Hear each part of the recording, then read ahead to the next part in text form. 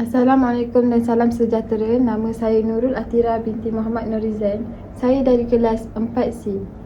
Hari ini saya akan membentangkan perbandingan antara jam tangan konvensional tanpa AI dan jam tangan berasaskan AI. Seterusnya, jam tangan merupakan alat yang dipakai pada pergelangan tangan untuk mengetahui masa.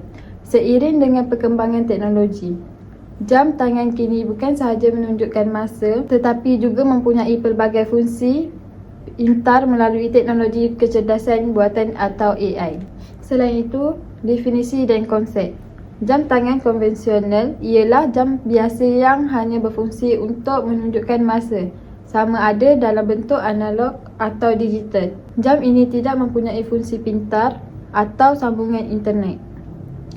Manakala jam tangan berasaskan AI ialah jam tangan pintar yang menggunakan teknologi kecerdasan buatan.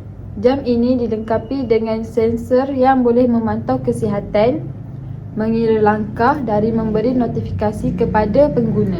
Jam tangan konvensional mempunyai reka bentuk yang ringkas dan mudah digunakan. Fungsinya terhad kepada menunjukkan masa sahaja. Jam ini tidak boleh disambungkan ke telefon dan biasanya mempunyai harga yang lebih murah serta tahan lama. Jam tangan berasaskan AI pula mempunyai pelbagai fungsi tambahan. Selain menunjukkan masa, jam ini boleh mengesan denyutan jantung, mengira langkah, memantau tidur dan menerima notifikasi mesej atau panggilan. Jam ini lebih canggih dan membantu pengguna dalam kehidupan harian. Untuk kelebihan dan kekurangan, kelebihan jam tangan AI ialah mempunyai pelbagai fungsi yang boleh memantau kesihatan dan memberi notifikasi pintar. Namun jam ini lebih mahal dan perlu dicas dengan kerap.